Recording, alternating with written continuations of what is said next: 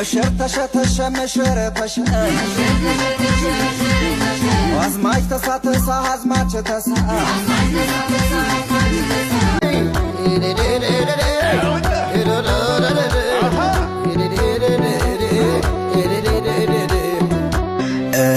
እንማር ስላችሁ ይቅርብን ብላችሁ በእንግሊዘኛ ደርቅ ይሄው ተመታችሁ። ሰላም ጤና ይስጥልን ክቡራትና ክቡራን ቤንጃ ቲዩብ ቤተሰቦች እንደምን አላችሁ? በእያላችሁበት ሁላችሁም ሰላም ሁኑ። ዛሬም እንግዲህ እንደተለመደው ምርጥ የሆኑ ቪዲዮዎች ይዤላችሁ መጥቻለሁ። እነሱን እያየን ሪላክስ እናደርጋለን። እኔ ሐሳብ አስተያየቴን እዚህ በቀጥታ ለእናንተ አደርሳችኋለሁ። እናንተ ደግሞ ሁሌ እንደምታደርጉት ሐሳባችሁን በነጻነትና በጨዋነት የኮሜንት ሴክሽን ላይ ታሰፍሩልኛላችሁ።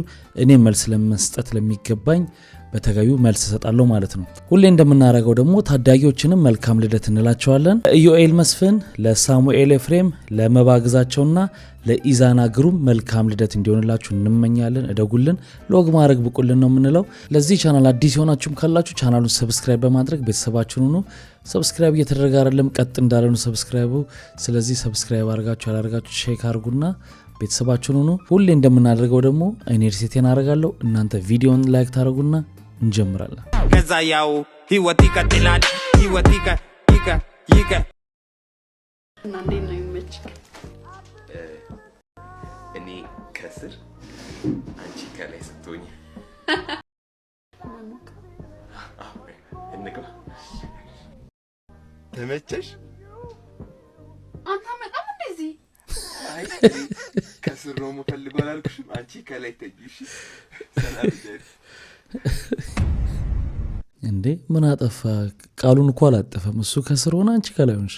ጉድ በላለ ሁለት ሽምግልና ለአንድ ሴት ዛሬ በጣም ተአምር ነው ያየነው። እኔ እንደዚህ አይነት ነገር ገጥሞኝ አያውቅም። እውነት ለመናገር አቧራ ነው የተነሳው። ምን እንደተፈጠረ ልንገራችሁ። አንድ ቤት ተጠርተን ሄድን። ዛሬ ሽምግልና ሊላክ ነው ብለን እንግዲህ ያው አክቹሊ እናውቀዋለን ሽምግልና የሚልከውን ሰው ሄደን ፕሮግራም ተዘጋጅቶ እየጠበቅን እንግዶቹን እያለ ገቡ። እነሱም በወግ በማድረግ መጠየቅ ያለባቸውን ነገር ጠይቀው ኦልሬዲ ተሰጥቷቸው ምግብ መብላት ሲጀመር ሌላ ክላክስ የመኪና ጋጋታ ውጭ ላይ ሰማን ማለት ነው። ምንድነው የተፈጠረው ብለን ስንወጣ ሌላ ሽምግልና ሌላ ቦታ ነው የሚመስለው። ስንጠይቅ ራሷ ሙሽራዋ ጋር ነው ማለት ነው። ሁለቱ ምንድናቸው ሲባል በጣም የሚቀራረቡ ጓደኛ ማቾች። ከዛ በኋላ ድብልቅልቅ አለ። ትልቅ ጦርነት በሉት የተነሳው።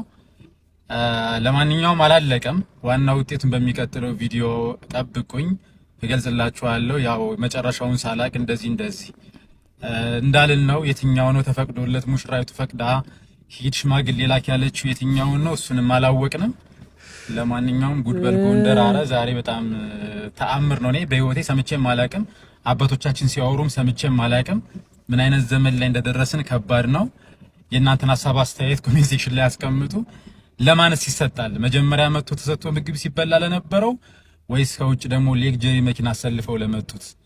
ግምታችሁን አስቀምጡ። ይመቻችሁ። ለማንኛውም ሲጀመር ለኮንተንት እንጂ እውነትም አይመስለኝም። እኔ ይቅርታ አድርግልኝና ግን ለማን ይሰጣል አይሰጥም የሚባለው ነገር መጀመሪያ በአሁን ዘመን እኮ ሽምግልናው ከተስማሙ በኋላ የሚላክ ነገር ስለሆነ ስለዚህ ማን እንደምትመርጥ ታውቃለች። ግን ሁለት ሽማግሌ እንዴት ልጠራ ትችላለች? እንዴት ለሁለት ሰው ልታረግ ትችላለች? ይሄ ለማመን በጣም ያስቸግራል፣ ይከብዳል። ጋይስ ሽማግሌ የሚመጣበት ቀን ተቆርጦ የቤታችሁ ቀለም ተቀብቶ ታድሶ አበሻ ቀሚስ ተለክቶ በዚህ ጥበብ ይሰራልኝ የፋሚሊ አንድ አይነት ሜካፕ ቀጠሮ አስይዞ ምናምን ከተጨረሰ በኋላ ታገቢኛለሽ ጥያቄ ተንበርክኮ ሲጠይቅ ለምንድን ነው የምትደነግጡት? አልጠረጠራችሁም? ይሄ ይሆናል ብላችሁ አላሰባችሁም? በፍጹም አበሻ ቀሚሱን ለምንድን ነው ያሰራችሁት? ወይ ቀድሚያ ይሄን ሽማግሌ ምና ከመነጋገራችሁ በፊት ከሆነ ችግር የለውም፣ ደንግጡ። ግን ከዚህ ሁሉ በኋላ መጠርጠር አለባችሁ። ጠርጥሩ፣ ሊያገባችሁ ነው። ይሄ ቀለሙና ቤት አዲሺ ሰዎች ይመጣሉ፣ ቤተሰቦችሽን እንግዳ ተቀበሉ ምን ያለሽ ሊያገባሽ ነው። መጠርጠር አለብሽ። አንዳንድ የዚህ ሰርፕራይዝ ነገሮች በጣም ያስገርማሉ። በተለይ የዚህ ኢንጌጅመንት ምናምን ቦታው ምናምን ፋብራል እሺ ቦታውን ላታየው ትችላለች፣ ግን ከጧት ጀምሮ ጸጉር ቤት ስትሰራ ብላ ምናምን ቀሚሷ ለዛ የሚሆን ለብሳ ምናምን ፏ ብላ መታ ስትደነግጥ ምናምን ያው ድራማ እንደሆነ ይገባቸዋል። እሺ ይሄ ጥያቄ ልጅ ላላችሁ ሰዎች ነውና እንዴት ነው አሁን በቴሌቪዥን በቲክታክ በምናምን አያለው ቪዲዮዎች እና እንዴት ነው 6 ልጅ 5 ልጅ ምናምን 7 8 ምናምን ልጅ አለን ብላችሁ ከዛ ደግሞ የቤታችሁ ዲኮር እንዳለ መስመሩን እየጠበቀ እየሄደ ያለው ማለት እንዴት እያረጋችኋቸው ነው? ወይስ እኔ ጋ ነው ችግሩ? እኔ እኮ አሁን አየር ላይ መኖር ነው የቀረኝ። ትንሽ ሶፋው ከፍ አልልልሽ ብሎኝ ነው እንጂ እዛ ላይ መንሳፈፍ አቅቶት ነው እንጂ እሞክራለሁ ልጄ የማይደርስበት ከፍ እያረኩኝ አየር ላይ ባረጋቸው። እኔ ሰው አይረዳኝም እንጂ ጠዋት እኮ ቡና የምጠጣው ጀበና ከጣራ ላይ አውርጄ ነው። እንዴት ነው እናንተ እንደዚህ ቤታችሁ ኦርጋናይዘር ሆኖ እየቀጠለ ያለው? ማለት እኔ አሁን ሪሞት እንደ ባንክ ቤት እስክሪብቶ በስቼ ገመዱን አንጠልጥዬ መዞር ጀምሬያለሁ። እና እናንተ እንዴት ነው የቤታችሁ ዲኮር እዛ ጋር አትክልቱ እዚህ ጋር ምናምን እንዴት ነው ሁሉ? ማለት እኔ ልጄን ከሆስፒታል ስቀበል ያልተቀበልኩት የሆነ ማኑዋል አለ እንዴ? የሆነ የሚሰጡት ወረቀት አለ ሴቲንጉ ምናምን የረሳሁት የዘለልኩት ነገር አለ። እንዴት ነው ቤቴ አሁን እኔ ምሽግ ነው የሚመስለው። ደግነቱ አንድ ሌባ ሰብሮ ቢገባ ምናምን ለመደበቅ ሊረዳኝ ይችላል። ግን ሰው ኖርማል ሰው ግን ቢመጣ እብድ ምናምን ልመስል እችላለሁ በአንድ ልጅ እንደዚህና እንዴት ነው ቤታችሁ እንደዚህ እንደሚታየው እንደዚህ ሆቴል የሚመስለው? እና እስቲ ምከሩኝ ይወለዳል። የኔ እናት ህይወት እንደዚህ ነው።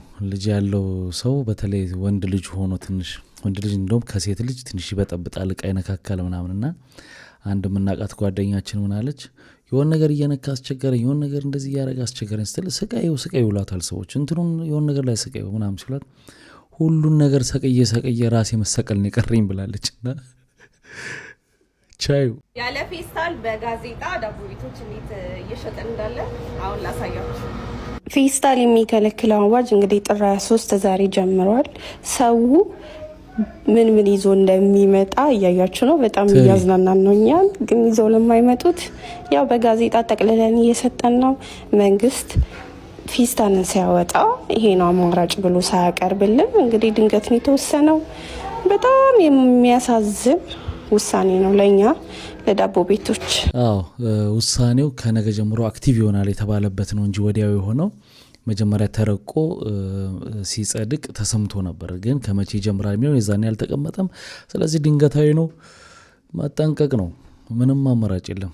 አሁን እነዚህ የወረቀት ፌስታሎች ያስፈልጋሉ። እናንተ ምን የገጠመኝን ልንገራችሁ። ኬክ ገዛሁኝ ሚኒ ኬኮችን እና በወረቀት ጠቀለሉትና ከዛ የሰጡኝ በፌስታል ነው። ከዛ ላይክ ኦኬ ምናምን ብዬ ተቀብያቸው ወጣሁ። ረስቼዋለሁ። በቃ ይሄ ፔፐር ባግ ቅጣት ምናምን ፌስታል የሚለውን ነገር ረስቼዋለሁ ማለት ነው።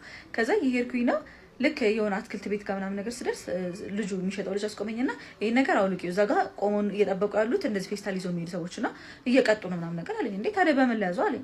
እኔ አላቅልሽም በምን የሚያዙ ግን አውልቂው ምናምን ነገር ጣዩ ፌስታሉ ምናምን ነገር አለኝ። ከዛ እንዴ አሁን አንተ ጋር መጥቼ ሙዝ ስጠኝ ብለህ በምን ደም ሰጠኝ አልኩት።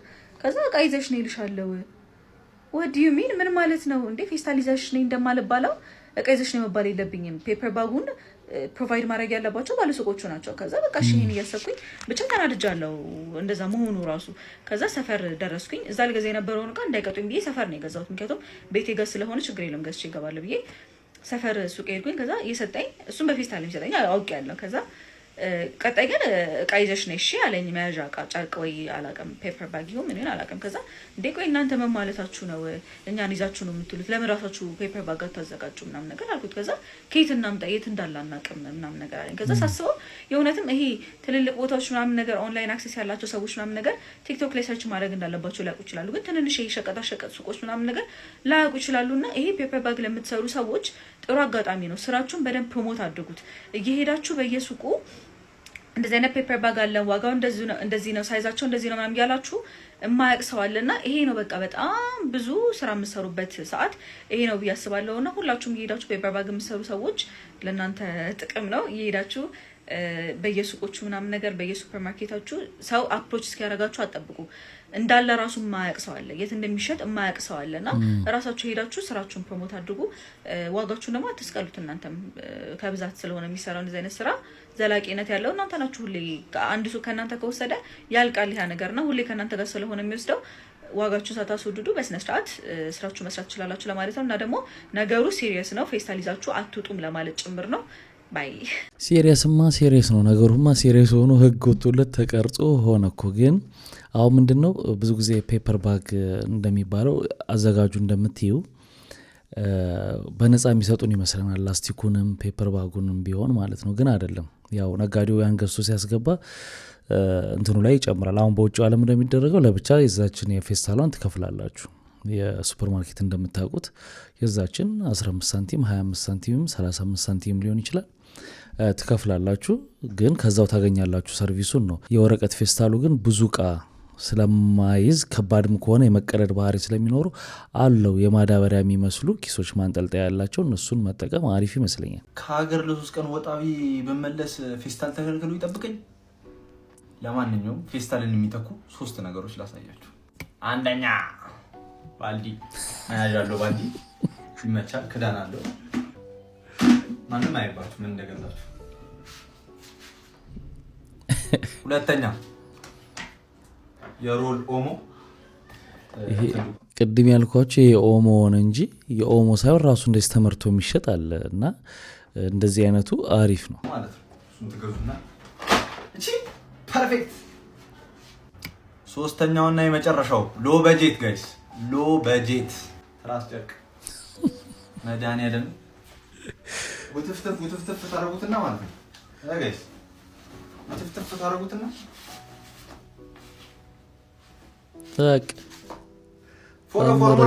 በነገራችን ላይ በጣም ፌስታል አደገኛ እንደሆነ ለተፈጥሮ ይታወቃል። ለብዙ አመታት ሁሉ የማይበሰብስ ነገር ነውና መቅረቱ አሪፍ ነው።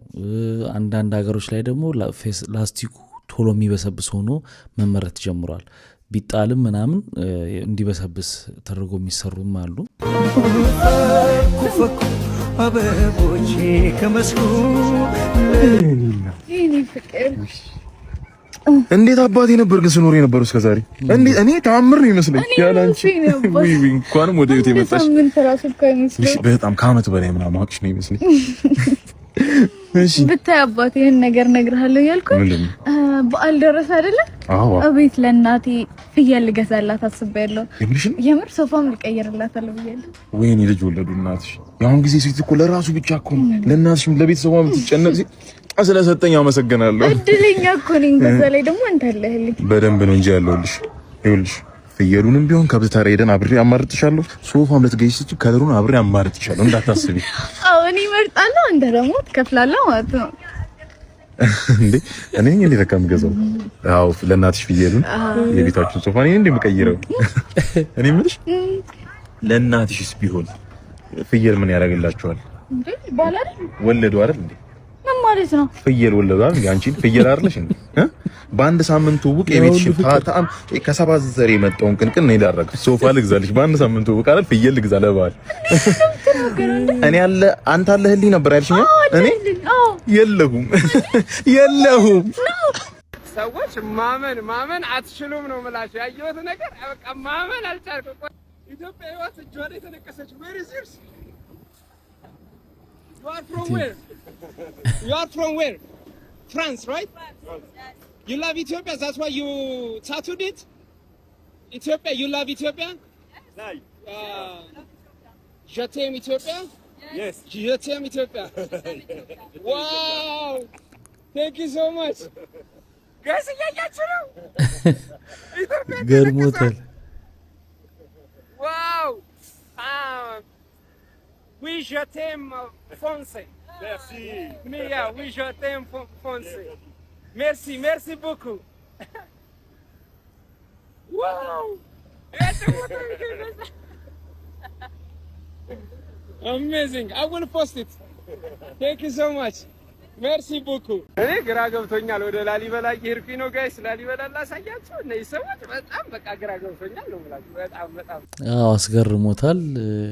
እኛ ያለን አይደል በመርፌና ዩኤስኤ ብሎ የተነቀሰ ሰው ገጥሟቸው ያውቃል።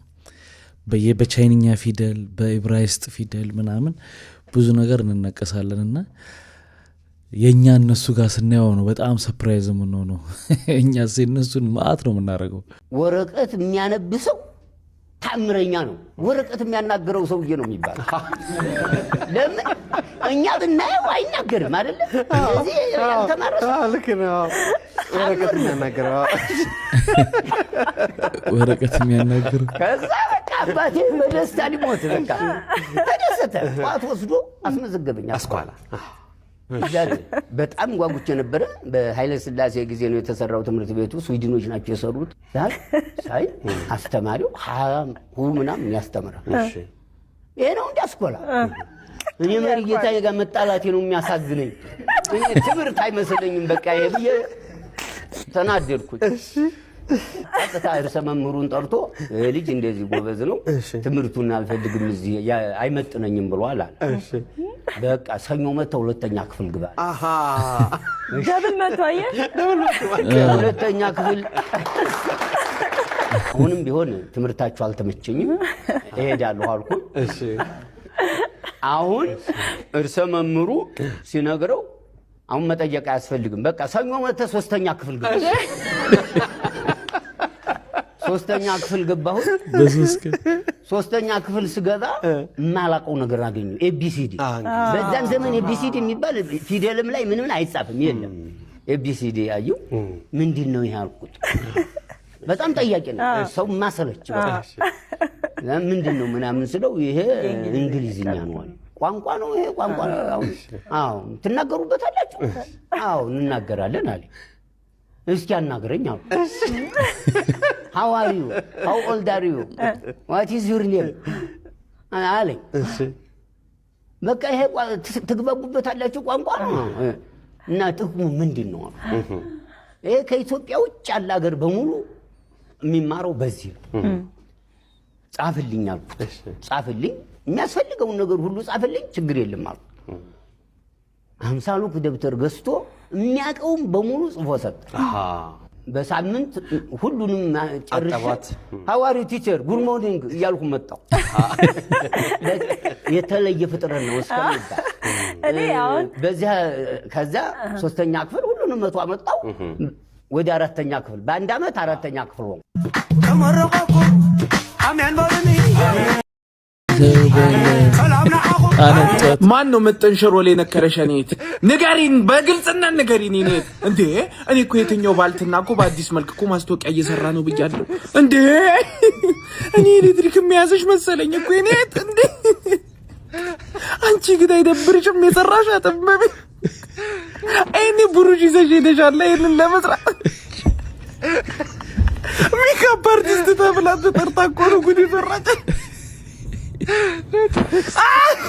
አሁን እንዲህ አይነት ሜካፕ ምን ይሉታል? ሜካፕ ያለውን ውበት ለማድመቂያ ነው ትሉናላችሁ። ሜካፕ የሚሰሩት ሰዎች እንዴ የሌለውን ማበላሸት አይደል እንዴ? ምኑ ሜካፕ ነው? ሲሚ ጋር ወይ አሁን ሰሞኑን ክፍለ ሀገር ነበር ባላልኩሽ። ከዛ የሆነ አሳ ቤት ከከዝኔ ጋር ሄድና ለበዳ አሳ በልተን ልንከፍል የሚቀበለን ሰው አጣን። ሰርቪስ ቻርጅ የተመታ ነው ብለን ልንከፍል ሄድን። ከዛ ሪሴፕሽኑ ጋር ሁለት ሰልፍ ነው ያለው። ከዛ እዚህኛው ጋር ተሰለፉ ተባልና ከጎን ያለው ሰልፍ ግን በቃ ላጥራት እየተከፈለ ነው የሚለውና ምንድነው ስለው እዚህ ጋር ብዙ ሱቅ ምናምን ስላለ ሽንት ቤት እዚህ መተን እንጠቀማለን ንጹህ ነውና 10 ብር 15 ብር ምናምን እንከፍላለን አለ። በደንብ ቢዝነስ ነው ምናምን ያልኩ። ከዛ የሆነ ሰው ከፊት ለፊታችን ቆመ የነበረው ሰውዬ ከውስጥ የሆነች ወጣችና ሰላም ተባባሉ። ሞቅ ያለ ሰላም ተለዋወጡ ምናምን እንዴት ዛናሽ ነው ታውቃለህ። ከዛ እኩል ሰልፉን መሄድ ጀመሩና ልክ የነሱ ተራ ሲደርስ 100 ብር ላጥ አድርገው ወጣና እኔም ከፍሉኝ የራሱ አልተውት ነው ያዥው ምናምን አላት። ከዛ እና ብላ የሽንት ቤት ሰጣትና እኔ ዋሽንት ነኝ ምን ነው የተጠቀምኩት ነገር ብላ ሽንት አለች። ከዛ ውስጥ ሪሴፕሽን ላጥ ዳፋር እኔ ሳቆይተሽ ሽንት ልሳን ያና ያና በስባ ሰው ያረጋጋታል። ሰው አይስበቃ he tried it's okay ችግር የለውም አይዞሽ ምናምን ችግር ቁራጭ 25 ብር ምናምን 75 ብር መልስ ተቀበለና አይናይኖን ይሄና እግሯ ከዳት ነው በቃ ዲኒያለች እቅፍ አድርጎ ሰውዬው ይዟት ሄደ። እኔ ደግሞ ተቀርሽ በሰው ጉዳይ አልተኛም ወሬኛ ነኝ። አሁን ልጅቷን ላፈላልግ ነው የመጣው። ደህና ነሽ ወይ ዳንሽ ወይ እንዴት ነሽ?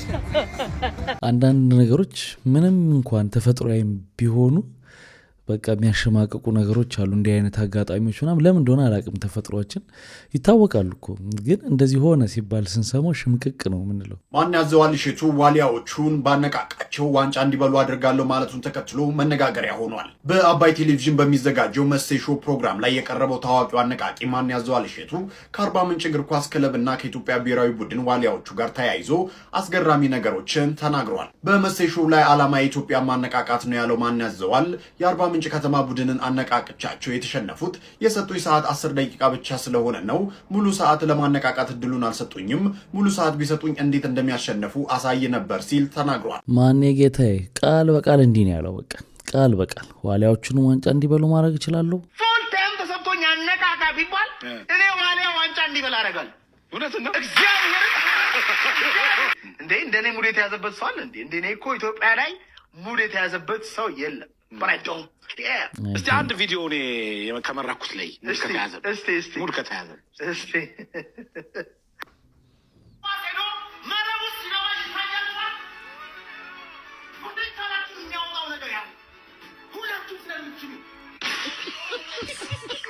ይሄ ቪዲዮ ላይ አንተ አነቃቅታቸው እንደሄዱ ተሸንፏል። አብድን ነው ሙዱ የተያዘው ያው እግር ኳስ በማነቃቃት አይሆንም ነው ምናምን ብለው ነው ምጻፉ። ይሄ የስፖርት ጋዜጠኞች አርቴታ ሲያወራ አይተኸው ታውቃለህ? አርቴታ ወይም ፔፕ ጋርዲዮላ ሲያወራ አይተኸው ታውቃለህ? መልበሻ ክፍል ውስጥ እንደ ፔፕ ጋርዲዮላ አነቃቂ ሰው አለ? እንደ አርቴታ አነቃቂ ሰው አለ? እናሳየው እዚህ ጋር ፈልገን እስቲ ሞቲቬት እንዴ ብሮ። የዛን ቀን አርባ ምንጭ ከተማ በሚገርም ሁኔታ ተጫውቷል። እድል አልተሰጠኝም። እኔ ልጆቹ ጋር ያወራሁት 10 ደቂቃ 10 ደቂቃ የማይሞላ ያውም መጨረሻ ላይ ሊወጡ ሲሉ ነው ገብቼ ያወራሁት። ፉል ታይም ቢሰጡኝና አደራ ቢሉኝ እንዴት አድርገው እንደሚያሸንፉ አሳያለሁ። ፉል ታይም ተሰጥቶኝ አነቃቃ ቢባል እኔ ዋሊያ ዋንጫ እንዲበላ አደርጋለሁ። እውነት ነው እግዚአብሔር አይ መሐላው የቆየ ምክንያቱም በማነቃቃት ብቻ ኳስ ስለማይሆን ማለት ነው። እርግጥ ሊያስፈልግ ይችላል ግን እንዲህ በእርግጠኝነት መማሉ ተገቢ አይደልና ፉል ታይም ማለት 90 ደቂቃ ልታነቃቃቸው ነው ማለት ምንድነው? የድምርምር ውጤት ነው። ሁለት ቲሞች አሉ ሁለቱም አነቃቂ ቢኖራቸው ብላ አስማኔ እና የበለጠ ያነቃቃቸው ያሸንፋሉ ማለት አይቻልም። ችሎታ ሊኖራቸው ይገባል። ከዛ ደግሞ አሰላለፍ ሁኔታ አለ። ብዙ ቴክኒካል ነገሮች አሉት። ይሄ ሲምፕል ነው ለመረዳት።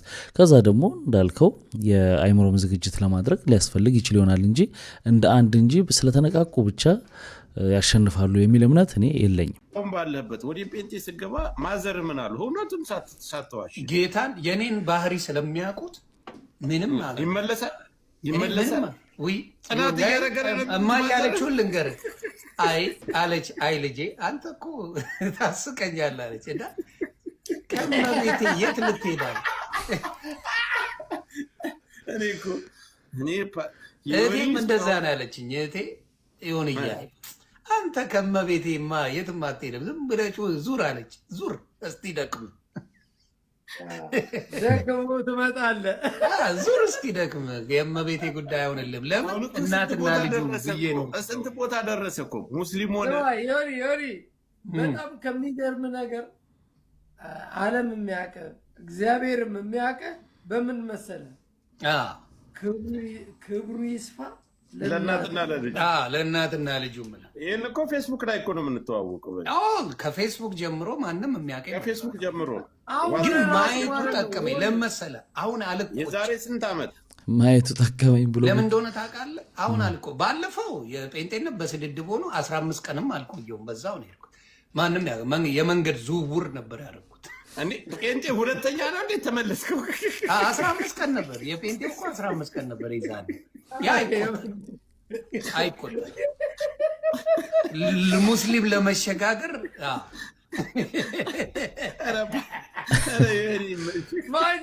የዛኔ ጥምቀትም ምንም የለም ወፍ የለም።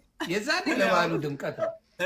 ለገንዳው ለመጥበቁ ለገንዳው ሁሉ ወጪ አወጡት። ወጭ ያ ነገር ለገንዳው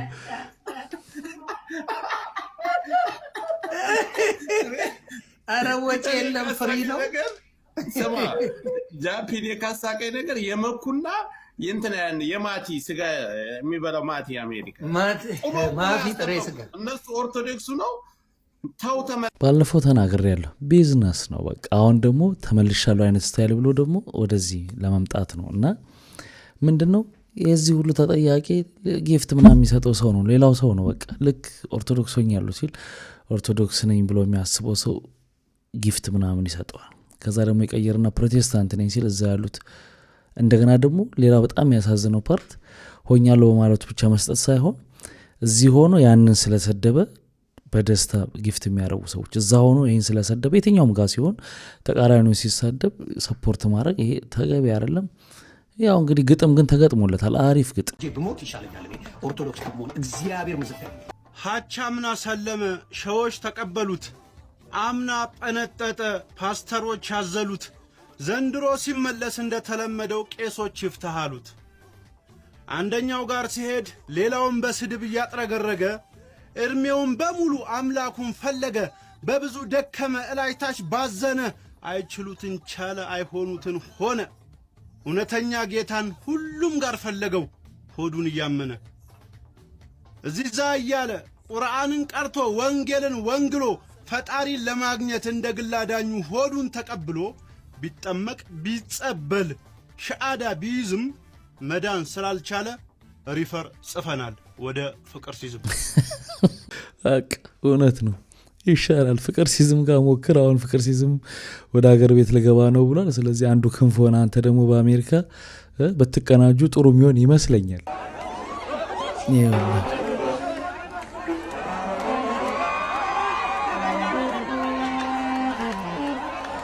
አናስገባም ደፉት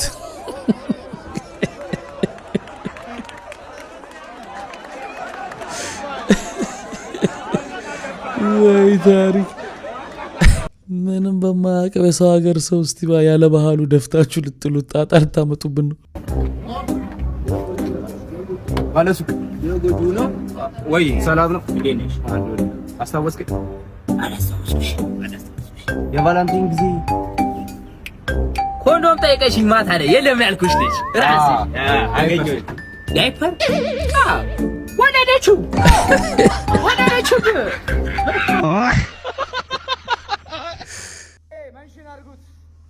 መንሽን አርጉት።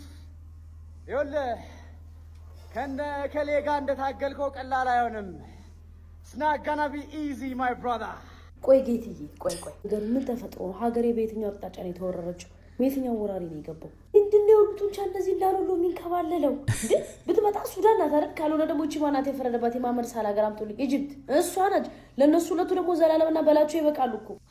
አክሱምን ከጥሊያን አንተ ነህ የተሸከመ ያመጣው ምንድነው ሁሉ ላብ? ችግርም ካለ ስትጮህ እንደሰማው ጥሩ ድምጽ አለ፣ በንግግር ይፈታ እንጂ ይሄ ላብ ስንት ቦታ ይፈለጋል። እናንተ ተው ተናገሩ። ጣፋጭ ጨፍኝ እንዳታይ እግዚአብሔር ጨፍኝ ጌታን እውነት ጨፍኝ ምንድነው ጨፍኝ ያማ እነሱ ይነግሩኛል። ያዥ ሳታያዥ የኔ ፍቅር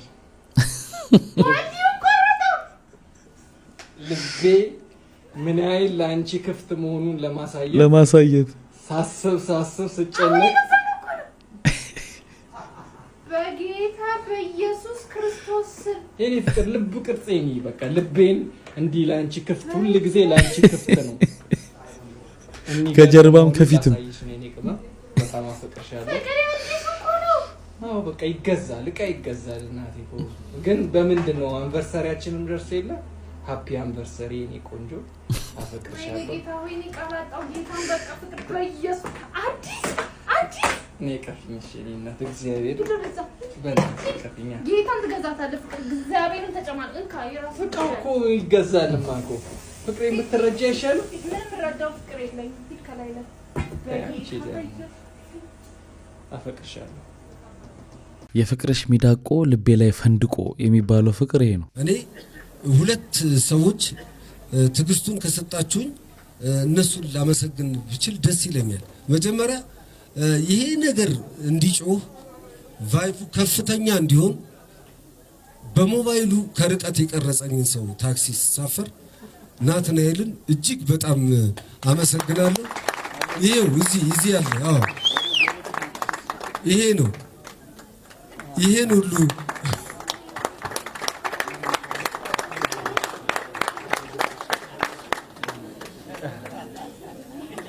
በጣም ነው የሚገርማችሁ። እኔ ትንሽ ተሰምቶኝ ነበር ያኔ እንዴት ያለ ፈቃድ ይቀርጻል ምናምን ብዬ እና ብዙም ከዛ በኋላ ኮሜንቱን ሳየው እጅግ በጣም እኔ የሚያደንቁም ያከብሩ ሰዎች የጻፉት ነውና ምንም ኔጌቲቭ ነገር የለውም። ሁሉም ፖዚቲቭ ነገር ነው የተጻፈውና በዛ ተጽናንቼ ዝም አልኩ እንጂ መጀመሪያ ከርቀት ያነሳኝ እሱ ነው። በታክሲ ውስጥ ሆኖ ምናምን ነው ያነሳኝ እና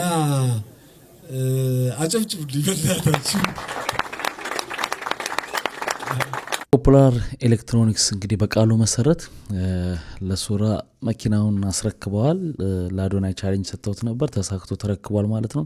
ወደ ዶርዚ ቪሌጅ ናፊል ነገረው ይተሰ ወደ ዶርዚ ቪሌጅ ሄጄ ማለት ነው 3 ካቴካላ ጠጥቼ ወንድማችሁ ሰክሬ ነበረ።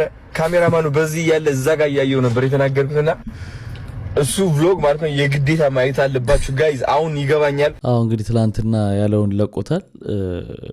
ያጋጠመው ነገር አንዳንድ የሪያሊቲም ሲለቀቅ ኮንተንቱ አሪፍ የሚሆን ይመስለኛልና እዛ ባህሉ እነሱን ለመመሳሰል ብሎ ይሄ የሚጠጡትን አረቄ ሻት የሚያደርጉትን 3ቱን አረቄ ሻት ብሎ በቃ ሎካውት ዮ ብለ ጉድ ሰራ።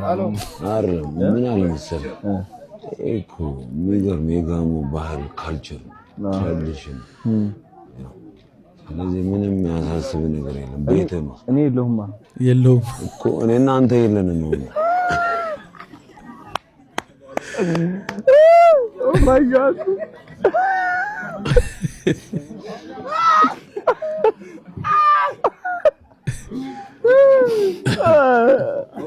በቃ እኮ ስማ የፍቅር ሰው ነው ሰው አማን ነው እየሳኩኝ ነው ምንድነው በጣም ጉድ ያዝብኝ ነው። ቀብር ተቆፍሮልኝ እዛ ቀብር ላይ አፈር ተሞልቶ ነው እኔ እንደገና ዛሬ የምታየው ዮሐንስ አፈር ተመለሰብህ። ስንት ቀን ቆየ? 7 ቀን ሙሉ መንጋዳሚ በእኔ ህይወት ውስጥ ደግሞ ህይወትን የሚነጥቅ ፈተና መጣ። ሞትኩ ማለት ሞትኩ ህይወት ያለ ቀብር ተቆፍሮልኝ እዛ ቀብር ላይ አፈር ተሞልቶ ነው እኔ እንደገና ዛሬ የምታየው ዮሐንስና እንዴት ተነሳ? ያው እግዚአብሔር ምን ይሳነዋል። አፈር ተመለሰብህ። ስንት ቀን ቆየ? ነው ቀብሩ ላይ ቆብር ይቆፈር ብሎ አዞ የነሳ አባቴ በቃ ህይወቱ አልፏል ብሎ ሄዶ ደረሰኝ ቆርጦልኝ ግብር እንዲሰጥ አዞ በቃ ህይወቱ አልፏል ገንዘኝ እያለ ነፍስ አለ ብድግ አልክ? እግዚአብሔር መለሰኝ።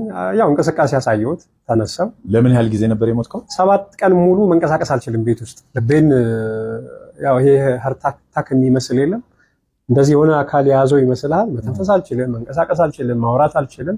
ጸጥ አልኩ። አስታውሳቸዋለሁ በዙሪያ የነበሩ ሰዎች ሲሰናበቱኝ ማጣት ምን እንደሚመስል አይኔን ስገል በቃ ሙቷል ብለው ወስነው ማለት ነው። እና ምን እንዳጋጠመኝ ወጣው፣ በሕክምና ተሞከረ። ምንም አይነት ጉዳት የለብኝም፣ ጤነኛ ነኝ። ምን ያህል ጊዜ አቆዩ ሞቷል ብለው? ሊያዘጋጀኝ አሁን አንድ ሰው ሙቷል ተብሎ ሲታሰብ ወደ መግነዝ አይደለ ሊያዘጋጀኝ እሱ እየተዘጋጀ ነበረ።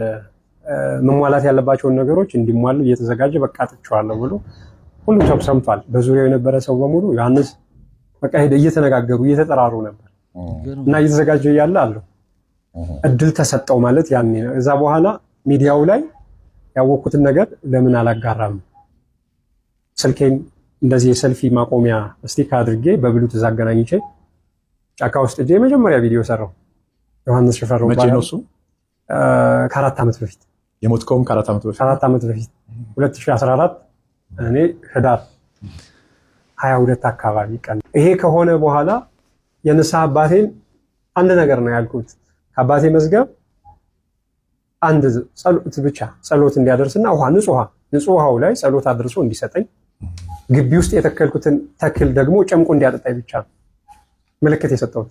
እዛ ጋዝ የሚመስል ነገር በጣም የፈነዳ ማለት ነው ያለው እሱ ከውስጥ ማለት ነው። ያው ከውስጤ ለቀቀኝ፣ ቆምኩ። ፊዚካሊ ሰውነቴ ትንሽ ቀንሶ ነበር። ምግብ ሳትበላ ወዲያው ቆምክ? ወዲያው ነው የቆምኩት። ጋዙ ከወጣ በኋላ ቀጥ ካልጋ ላይ አዞረኝና መንቀሳቀስ ይችላል አለኝ። አዎ አልኩት። አይኔን አየ።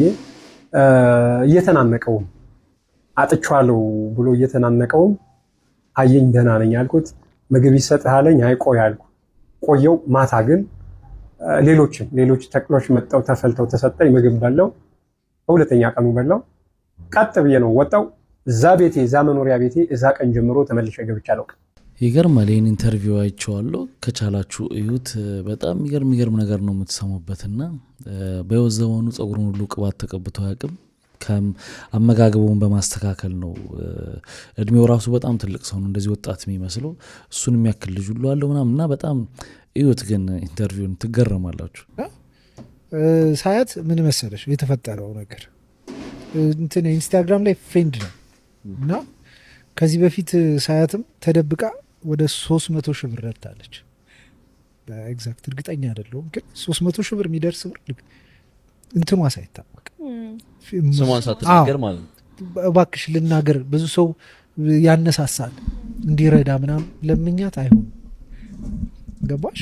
ያን ያህል ስም አላት፣ ሞር እንትኗን ገጽቷን ይገነባላታል ምናምን፣ ግን ስሟ የማይጠቀስ አርቲስት እያልኩ 30 ጊዜ የምሰጠው ለሷ። ፈናን ህዱ ፈናንም ረድታለች። ብቻ ይሳተፋሉ እነዚህ አርቲስቶች ምናምን በደንብ። ከዛ የሳያት ልክ እኔ የወጣሁ ጊዜ አሁን ፊቴ የታየ ጊዜ አንስታ እንደው ፀሐይ ነህ እኮ የሚል ነገር ፖስት አደረገች፣ እንትኗ ላይ ስቶሪ አደረገች። ከዛ እኔ ደግሞ ይሄን ደግነቷን ስለማቅ አንድ ቀን ትልቅ ሚዲያ ላይ መሰክርልሻለሁ ስለ ደግነትሽ አልኩኝ። ህዝቤ ወይ ያነሳና ፖስት አደረገ። ከዛ በበነገው እኮ እኔ መልስ ሰጠው። ምንም የለንም እሷም ህይወት ስላላት ምናምን ተው አታድርጉ እንደዚህ ከኔ ጋር ምንም የለንም ብዬ ስናገር ትጋባላችሁ ብለናል ኮሜንት ትጋባላችሁ ብለናል። እግዚአብሔር በቃ ብቻዬን እየሳኩ ነበር።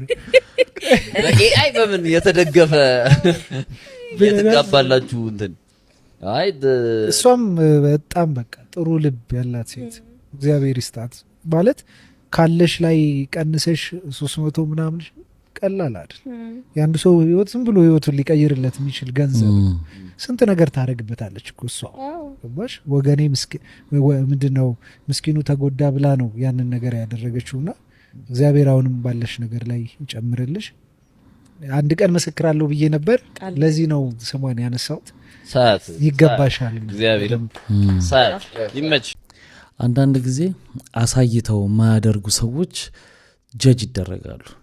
የዚህን ያህል ብር መኪና ነው የሚነዱት፣ የዚህን ያህል ብር ነገር ነው የሚያደርጉት፣ ለእንትን ይህን ያህል አወጡ ምናምን፣ ስንት ድሃ ባለበት ሀገር ይባላል አንዳንድ ጊዜና እነዛ ሰዎች ከዛ ጀርባ ምን እያረጉ እንደሆነ ሳናቅ ማለት ነው። እና የዳናይትም አለ የዳናይትንም እንስማ። የሆነ ቀማታ ዳናዊት ጻፈችልኝ። ዳናዊት መክብብ አዎ ጻፈችልኝ። ስንት ሺህ ፎሎወር ደርሰህ ነው? ስንት ቪዲዮ ፖስት አድርገሃል በዚህ ሰዓት? ተደጋጋሚ ፖስት ማድረግ ጀመርኩኝ። ሰውም እየላከልኝ በቃ መልእክተኛው ሆኖ ስምህ ማድረግ ጀመርኩ። ጻፈችልኝ በጣም ነው የምወድህ ምናምንና ስራ ላይ መሳተፍ ፈልጋለሁ ምናምን። ዳናይት ቴክስት አደረገችልኝ። ከዛ አወራን ምናምን፣ ስራውን በጣም እንደወደደችው፣ ከዛ በኋላ ማገዝ እንደምትፈልግ ነገረችኝ። ከዛ በኋላ ብር ላከችልኝ ምናምን። አሁን ብር መላኳ ማገዟ ብቻ ሳይሆን ይሄ ስራ እንዲቀጥል አድርጋለች። እሷ ባታውቀው እኔ ሞራል ኖሮኝ እንድሰራ። ከዛ ለካ እዚህ ታች ያለው ነው እንትን እያለኝ ያለው በደንብ እየደረሰ ነው ሰው ጋር። ስለዚህ ለምስኪኖች ደግሞ እግዚአብሔርም የሆነ መልእክትም እየሰጠኝ ይሆናል። ስለዚህ ለምን አልቀጠልበትም ወደሚለው ነገር መጣው። እሷም ማገዘች ምናምን፣ እግዚአብሔር ይስጣት። አሁን ሰው የላዩ ምናምን ስለሚያይ ነው። ስሟም እንዲጠቀስ አልፈለገችም። በዛ ሰዓት ተደብቃ ነበረ የምታደርገው ምናምን። ትልቅ ነገር ነው ይሄ እና በዚያ በጣም ትልቅ ልብ ነው ያላት። ዳኑ ይላል። እንደምታውቁት ዳናይት አንዱ እንደውም የሳያት ጥሩ ፒክቸር አላት ሰው ጋር ምናምን እና ዳናይት ደግሞ ትንሽ ሞልቃቃ ነች፣ እንዲህ ታረጋለች ምናምን፣ ብዙ ነገሮች ይነሱባታል። እሷም ወደኋላ አትልም። አንዳንድ ቪዲዮዎቿ ስለሚወጡ ስለሚታዩ ማለት ነው። ግን እንደነገርኳችሁ ነው ቅድም ሁልጊዜ ፈጣሪ የልብንን ነው የሚያየውና ከጀርባ ደግሞ እንዲህ አይነት መልካም ስነ ምግባር እንዳላቸው ሲሰማ መነገር አለበት አይደል? ስለዚህ ሊመመስገንም አለባቸው። የሆነ ሌላው ነገር ላይም እንደሚባሉ ሁሉ አሪፍም ነገር ሲያደርጉ በጣም መደነቅ አለበት። ነፃነት ባንክ አካውንት ውስጥ ብር የለውም፣ ቤት የለውም። ነገር ግን ኪሱ ያለውን ገንዘብ ሁሉ ለሰዎች ሰጥቶ የሚጨርስ አይነት ሰው ነበር። ደግነት ማለት ለኔ ነፃነት ወርቅነህ ነው ይላል ጓደኛው አስናቀ ዛሬ ቤስ ላይ ቀርቦ። ከዚያም በተጨማሪ ከዚህ በፊት የተለያዩ ጥያቄዎች ሲነሱ ነበር። ነፃነት ጥሩ ስራ የሚሰራ ሰው ነበር፣ ገንዘብ ያለው ሰው ነበር። ለምንድነው ከሞተ በኋላ በዚህ መንገድ ስሙ የሚነሳው የሚል ጥያቄ የሚያነሱ አንዳንድ ሰዎች እንደነበራችሁ ሰምታችሁ ይሄው ዛሬ ቤተሰቦቹም ጓደኛውም ቴሌቪዥን ላይ ቀርቦ ነፃነት ወርቅነህ ምንም ብር አልነበረውም በተለያዩ ምክንያቶች አሁን ቤተሰቦቹ ገዛ ይፈልጋሉ ብለዋል። ለዚያም ጎፈንድሚ ተከፍቷል። እኔ የጎፈንድሚውን ሊንክ እዚህ ጋር አስቀምጫለሁ። ሌላው ኢቢኤስ ቆንጆ ተግባር ፈጽሟል። ነፃነት ካረፈ በኋላ የነፃነትን ምስል ተጠቅመው ያስተላለፏቸውን ፕሮግራሞች በሙሉ ወይንም በእነዚያ የተገኙ የዩቲዩብ ገቢ ሌላም ገቢዎችን በሙሉ ለነፃነት ቤተሰብ እንደሚሰጡ ገልጸዋል። እንግዲህ በዓለም ዙሪያ የምትገኙ የነፃነት ወዳጆች አድናቂዎች ይህንን የጎፈንድሚ ሊንክ ተጠቅማችሁ የነፃነትን ቤተሰብ ማገዝ ትችላላችሁ። ይፋዊ ጥያቄ ቀርቧል። እንግዲህ በኢቢኤስ ላይ ይፋዊ ጥያቄ ቀርቧል። ከኢትዮጵያ እየሰራ ገንዘቡን እየላከ ልጆቹ እንደሚያስተምር ተነግሯል። ባለቤቱም የጤና ሁኔታዋ በጣም ከበድ ያለ ሁኔታ ላይ እንዳለች አንዳንድ ሰዎች ለሚያነሱ ጥያቄ ማለት ነው። ለምን እዛ ሀገር ነች የምትኖረው ሰርታ ልጆቿን አታሳድግም ወይ ለሚለው ለመስራት ብዙ ችግር አለባት።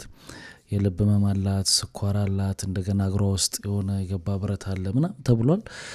በጣም ታሳዝናለች። ስለዚህ እሱ ነበረ የሚረዳቸው። እሱ ደግሞ አሁን በህይወት የለም። ስለዚህ ለሱ ልጆች እንዳደራ የሚያድጉበት ነገር እንዲደረግ ጎፈንድሚ ተከፍቷል። ይህን ቪዲዮ እስከቀረጽኩበት ሰዓት ድረስ $35,000 ገደማ ደርሶ ነበር። አሁን የደረሰበትን አላቅም። እንግዲህ ይህ ቪዲዮ ሲለቀቅ ደግሞ ከዛም በላይ ሊሆን ይችላል። ስለዚህ ሁላችንም ማገዝ እንዳለብን ይሰማኛል።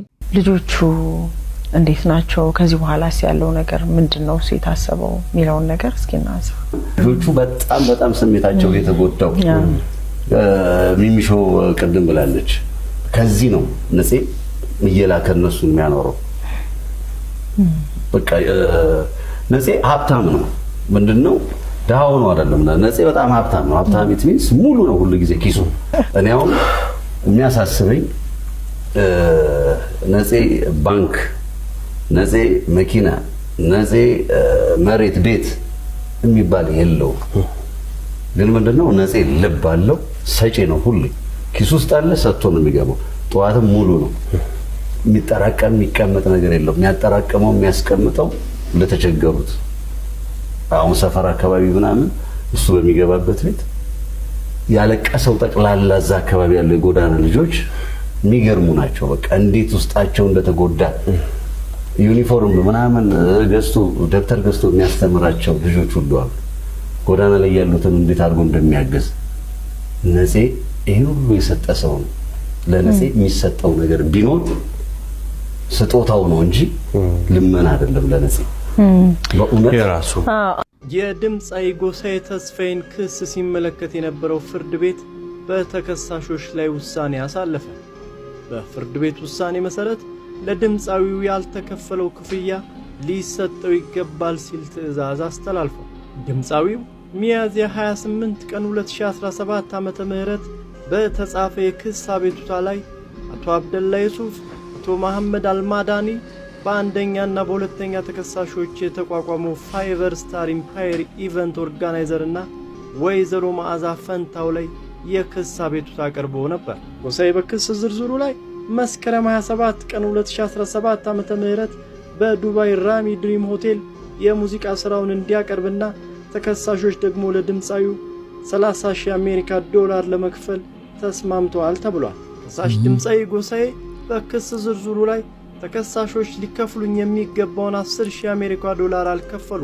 በተጨማሪም ወደ ዝግጅቱ ስፍራ ለመሄድ በመሰናዳበት ወቅት ወይዘሮ መዓዛ ፈንታው ስልክ በመደወል ዝግጅቱ የተቋረጠና የቀረ መሆኑን በማስታወቃቸው ኮንሰርቱ በተከሳሾች ምክንያት ሳይከናወን ቀርቷል ሲል በዝርዝር አስፍሯል። አያይዞም ዝግጅቱ ያልተከናወነው በተከሳሾች ምክንያት በመሆኑ በውላችን መሰረት ቀሪ ክፍያ ይሰጠኝ ሲል ጠይቋል። በጎሳዬ ክስ ከቀረበባቸው 4 ተከሳሾች መካከል ከአንደኛ እስከ 3ኛ ያሉት ተከሳሾች የጋዜጣ ጥሪ ተደርጎላቸው ጭምር በችሎት ባለመገኘታቸው ጉዳያቸው በሌሉበት እንዲታይ ሆኗል። 4ኛ ተከሳሽ የሆኑት ወይዘሮ መዓዛ ፈንታው ለቀረበባቸው ክስ ግንቦት 12 ቀን 2017 ዓ.ም በሰጡት መልስ በግለሰብ ደረጃ ከከሳሽ ጋር ምንም አይነት የውል ወይም ሌላ ግንኙነት የሌለን በመሆኑ ከሳሽ የጠየቀውን ገንዘብ ልከፍል አይገባም ሲሉ ገልጿል። ከሳሽ በኔ ላይ ክስ ይመስርትብኝ እንጂ ከኔ ጋር ምንም አይነት የውልም ሆነ ሌላ አንዳች የሥራ ግንኙነት የለውም። ይህንንም የሚያሳይ ማስረጃ አላቀረበም። ከሳሽ በዱባይ የሙዚቃ ሥራ እንዲያቀርብ ውል አልሰጠሁትም፣ አላሰራሁትም። የተስማማሁት ገንዘብ ባለመኖሩ የተጠየቀውን ገንዘብ ልከፍል አይገባም ሲሉ በምላሻቸው ላይ አስፍረዋል። ወይዘሮዋ ጨምረውም ውሉን የፈረሙት ለ3ኛ ተከሳሽ ጥቅም በመሆኑ በወካያቸው ለሚመጣ የፍትሐ ብሔር ክስ የሚጠየቁበት የሕግ አግባብ እንደሌለ ጠቁመዋል። ጉዳዩን ሲመለከት የቆየው የከፍተኛው ፍርድ ቤት 7ኛ ፍትሐ ብሔር ችሎትም የፍርድ ውሳኔ አሳልፏል። በዚህ መሠረት 4ኛ ተከሳሽ ወይዘሮ መዓዛ ከአርቲስት ጎሳዬ ጋር ውል ስለመፈጸማቸው የውል ሰነዱ የሚያመላክት ሲሆን ውሉን የፈረሙት ደግሞ 4ኛ ተከሳሽ ስለመሆናቸው መገንዘብ ተችሏል ብሏል። በተጨማሪም የሙዚቃ ኮንሰርት በ4ኛ ተከሳሽ ስለመሰረዙ አረጋግጫለሁ ብሏል። በመሆኑም 4ኛ ተከሳሽን ጨምሮ ተከሳሾች በአንድነትና በነጠላ ኃላፊነት ለከሳሽ የቀረውን $13250 በወቅቱ በነበረው የምንዛሪ ተመን ይክፈሉ ሲል ሐሙስ ጥር 21 ቀን ውሳኔ ሰጥቷል።